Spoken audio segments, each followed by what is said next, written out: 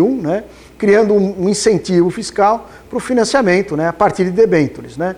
Então nós tivemos tudo isso daqui, né, que foi criado, mas olha só, né, do total que foi autorizado, isso daqui é o que foi emitido, né. Então, do ponto de vista do investidor, né, ele também não se vê tão inclinado a fazer o investimento, até porque ele não sabe claramente como que ele deveria, mesmo que eu tenha uma regra clara desse jogo, né, mas de fato como que eu vou conseguir capturar um certo benefício, né, uma confiança de que eu investindo eu vou ter o meu retorno, né? É uma situação aqui que gera um certo desconforto, né? Aqui nós temos outros, né, debêntures aí que foram lançados, né, para o setor ferroviário e rodoviário. E um outro modelo, né, que foi criado um pouquinho antes, né, em 2007, né, que se chama Regime Especial de Incentivo para o Desenvolvimento de Infraestrutura, né? O REID, né? Ele consiste aqui, né, numa suspensão de PIS/COFINS, né? Mas olha só, de tudo que foi aí, né,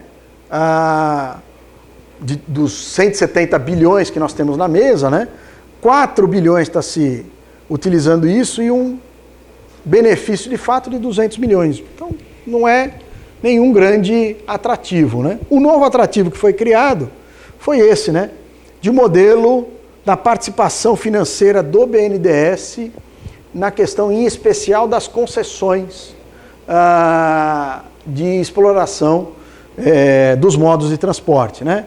Então, para o rodoviário, nós temos aqui, né, no modelo de participação entre 70% e 40%, um custo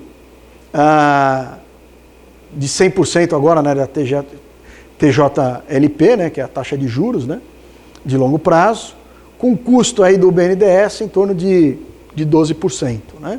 Então, é o modelo aí desse segundo ciclo que nós estamos começando a vivenciar, né? No caso das ferrovias, 80% de participação de financiamento do BNDES, com 100% do TJLP, né? E o custo total para o BNDES de 9%, né? E assim vai, né? Nós temos um modelo até que interessante de financiamento das obras. Agora, a pergunta é, mesmo com todo esse interesse, nós não vemos uma movimentação. Mas por que não tem uma movimentação? Porque o investidor do outro lado, ele não se sente seguro em fazer o investimento, né? Porque ele sabe que a regra do jogo, ela não é baseada num plano de Estado, né? Nós não criamos um pacote, né, pensando, olha, o Estado precisa desse desenvolvimento e nós vamos criar alguma coisa que vai se perpetuar, né? Nós costumamos ter o que nós falamos de planos de governo. Então vem um governo, você vê que nós não estamos nem mudando o governo, mas nós já estamos mudando o modelo, né? Porque, em tese, nós temos um vice-presidente que deveria estar seguindo aquilo que foi um plano desse governo, né? E aí a gente já começa a ver um modelo diferente, né? Então, para aquele que vai investir pensando em 25, 30 anos, né? Com 30 anos de investimento, será que eu confio nesse modelo? Eu estou seguro de que esse modelo pode não sofrer nenhum tipo de alteração? Eu não tenho essa segurança. Se eu não tenho essa segurança, eu deixo de me interessar, né? Porque nós temos algumas situações onde que os modos de transporte eles competem entre si, né? Então, o uso de uma duplicação de uma rodovia ao longo de uma ferrovia, como eu vou atrair o usuário para que de fato ele use a minha ferrovia e não use a minha rodovia, né? Aí eu vou fazer todo o investimento. E se eu não tiver o retorno esperado? E nesse impasse todo, a gente vai ficando sem fazer, né? Considerando que nós temos 1 trilhão de déficit, né? Aí tem bastante tempo, aí nós vamos ter vários anos para conseguir aí ter uma infraestrutura do tamanho do nosso país, né? Daquilo que a gente precisa como país, né? O que a gente considera, né? Alguns pontos aqui, são 5 pontos que a gente considera como fundamentais para, de fato, atrair investimento, né? uma estrutura de planejamento de longo prazo, que eu tenha uma contabilidade econômica, financeira e ambiental baseada no que se faz lá fora, né, para fazer o apoio do projeto. Né. Nós sabemos que nós temos a nossa logística, por uso do transporte rodoviário, ela ambientalmente ela é um modelo de alta poluição. Né. O que a gente produz de poluição com o uso do caminhão é altíssimo, sem contar algumas aberrações, né? De que pegar um produto de São Paulo, mandar para a Bahia e voltar para São Paulo, faz com que esse produto fique mais barato, por questões tributárias. Né? Então o produto roda 3.000 quilômetros no caminhão para ficar mais barato. Né? Quanto que gasta isso, né? Gera de poluição, né? Fazer todo esse movimento. Por quê? Porque eu tenho uma questão tributária, né? Que impacta diretamente no modelo do fluxo de materiais, que também é uma outra correção que a gente precisa dar. Né? Olhando tudo isso, nós teríamos um bom respaldo. O marco regulatório, né, que forneça segurança econômica e jurídica. Né? Então, você fala, não, mas tem um marco regulatório, mas ele não dá aquilo que o investidor precisa. Né? Ele não está entregando de fato tudo que o investidor... E como que a gente sabe isso? Ouvindo o investidor. O que falta, senhor investidor, para que você se sinta atraído pelo nosso modelo, né? E a gente não ouve, a gente acha que cria a solução dentro de casa e vai ser a solução para tudo, né? A diversificação, né, das fontes de financiamento, trazer o capital privado, como foi feito, né, nessa questão da telefonia, como nós falamos, e o investimento estrangeiro, né? Sem querer ter um falso nacionalismo, né? A gente tem essa tendência, esse viés, fala, não, a gente não precisa, né, do investidor de fora, o cara vai ficar dono do país, né? Aí nós vamos estar vendendo o nosso país, né? E isso daí é mais uma outra situação que nos leva a esse mal entendido, né? Nós estamos conversando um pouco aí da questão da capacidade de investimento da Petrobras, né? Para exploração e até onde que a Petrobras deve ou não ser dona, né? Porque se não tem dinheiro para investir, vamos buscar quem tem, porque nós temos que ver a obra, é o recurso, é a necessidade que está aí à mão. Bom, pessoal, isso é o que eu tinha para colocar para vocês. Eu tenho uma questão aí de deslocamento, né? Nós temos aí cerca de uns 20 minutos que eu gostaria de abrir aí para vocês aí para perguntas, respostas, né? Mais uma vez eu agradeço o convite, a possibilidade de estar com os senhores, senhoras, senhoritas, né?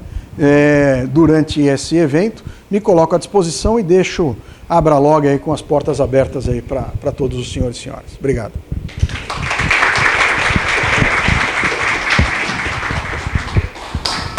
Bom, então vamos sem mais delongas, ser bem objetivo. Eu queria ver quem tem interesse, quem quer fazer alguma pergunta, quem tem alguma dúvida, quem quer fazer algum esclarecimento.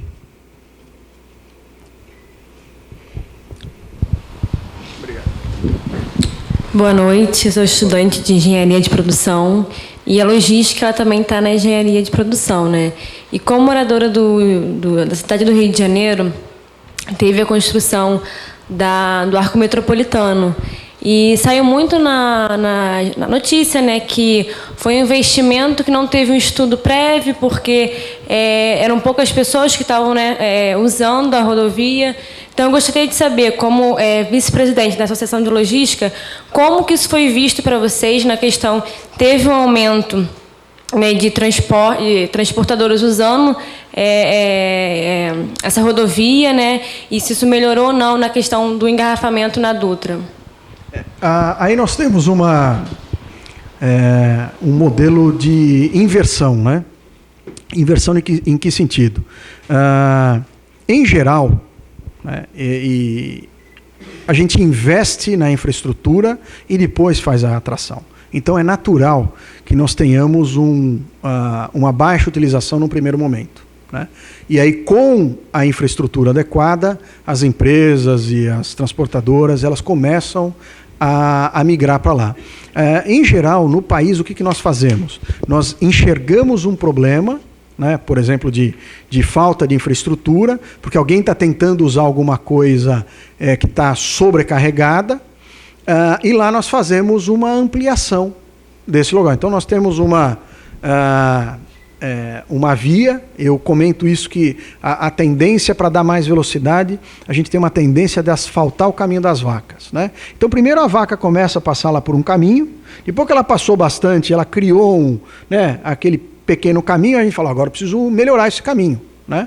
E aí nós vamos lá e asfaltamos ele, esperando que a vaca vai andar mais rápido naquele caminho que agora está asfaltado. Antes ele era um caminho de terra, né? E agora ele passa a ter um caminho asfaltado.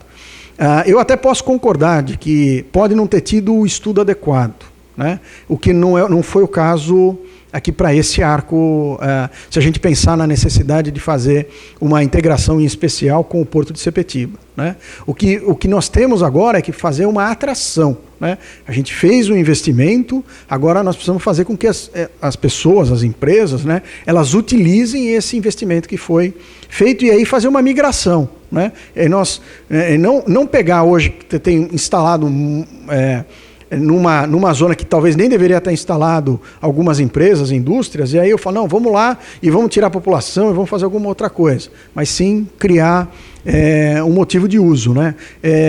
Geralmente eu sou favorável quando você tem assim, quando eu vejo uma grande rodovia, né, ou até mesmo uma ferrovia, que ela acabou de ser implementada e ainda não está sendo utilizada, eu falo, ótimo, agora nós vamos ter uma atração, nós vamos migrar empresas para esse novo polo que foi gerado, né, porque lá agora elas têm infraestrutura para ser utilizada.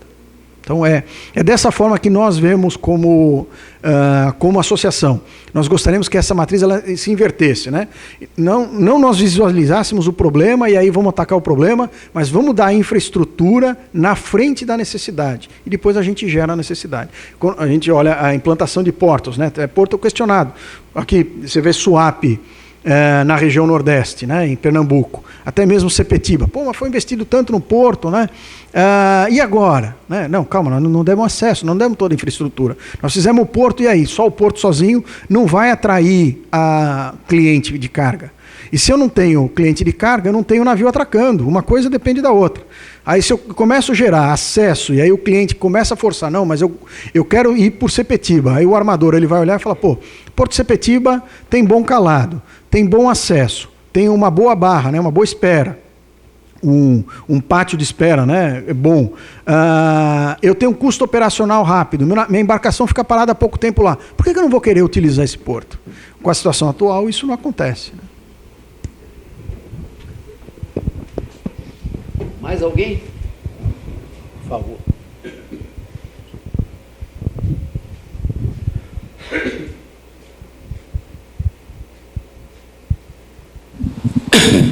Cesário da Silveira, eu sou engenheiro, estou aqui participando do encontro como representante da ABIFER, que é a Associação Brasileira da Indústria Ferroviária, que é o Vicente Abate. Você conhece o Vicente me pediu para estar aqui presente.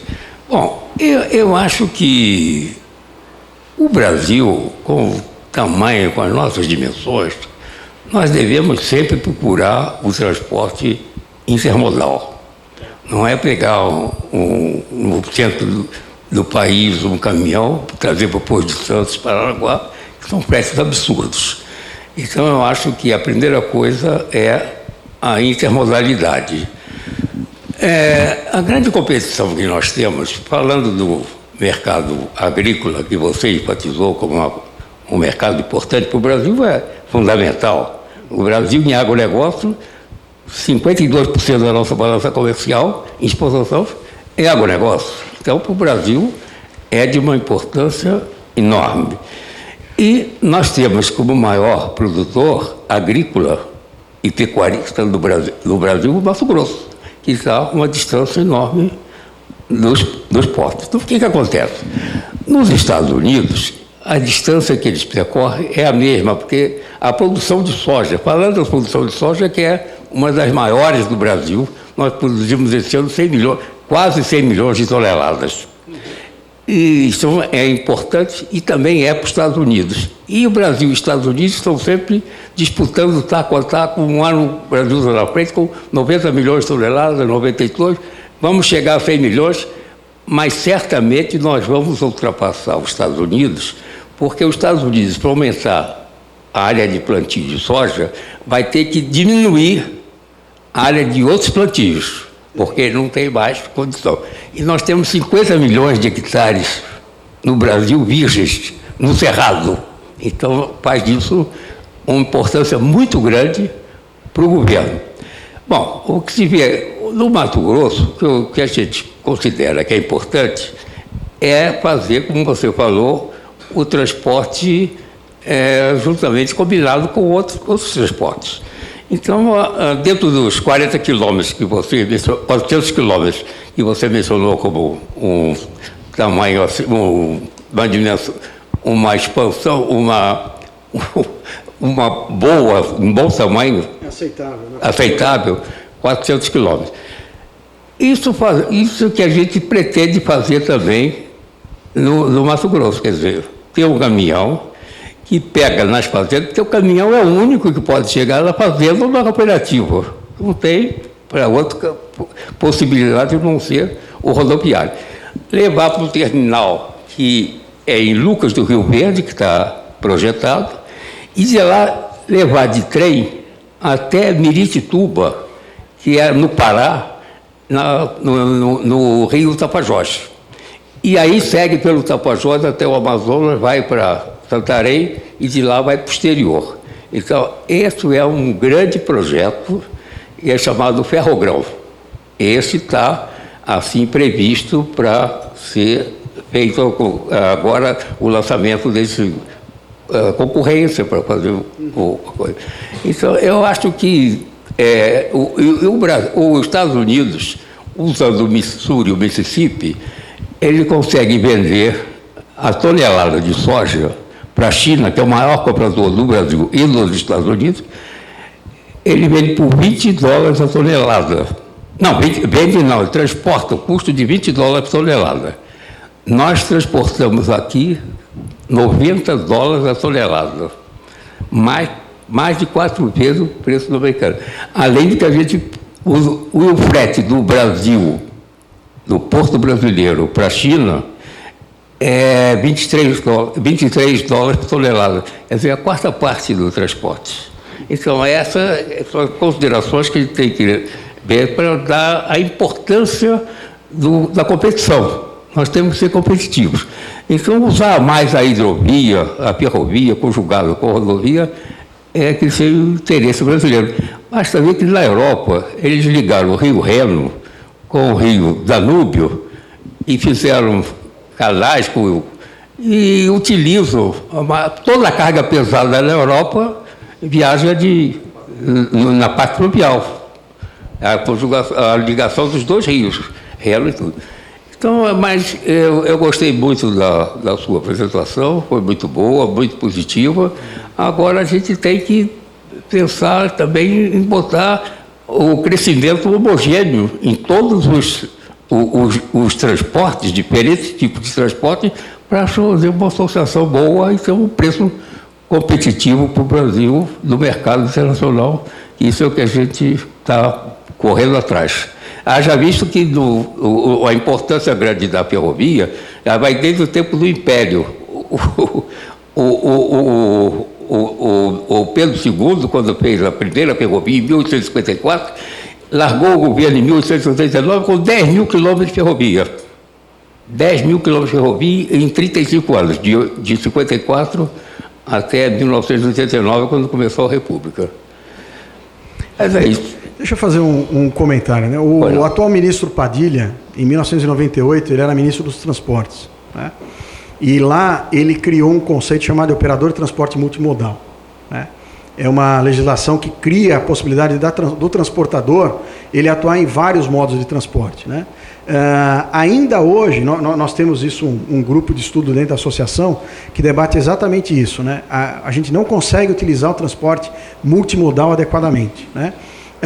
Mesmo que a gente tenha uma infraestrutura de conexão, eu crie o terminal rodoferroviário, né, que faça uma integração entre os modos de transporte, depois eu crie um ferro hidroviário, né, já saindo a partir do Rio Amazonas, que nós temos a possibilidade de navegação de alto calado, né? Nessa região lá do Pará, ainda assim a gente tem alguns entraves, né? Entraves com relação à legislação do ICMS, né? Por questão do transportador, né? Como a emissão do conhecimento. Hoje o conhecimento de transporte ele é eletrônico e a apuração, né? O controle dos impostos é dado a partir desse conhecimento de transporte, né? E também uma outra situação que é uma situação de seguro, né? Porque como envolve mais de uma transportadora, porque o operador do transporte marítimo ou ferroviário, ele não é o operador do transporte rodoviário. E aí o seguro de carga, como que ele ficaria coberto por a questão da regressão no caso de um sinistro com a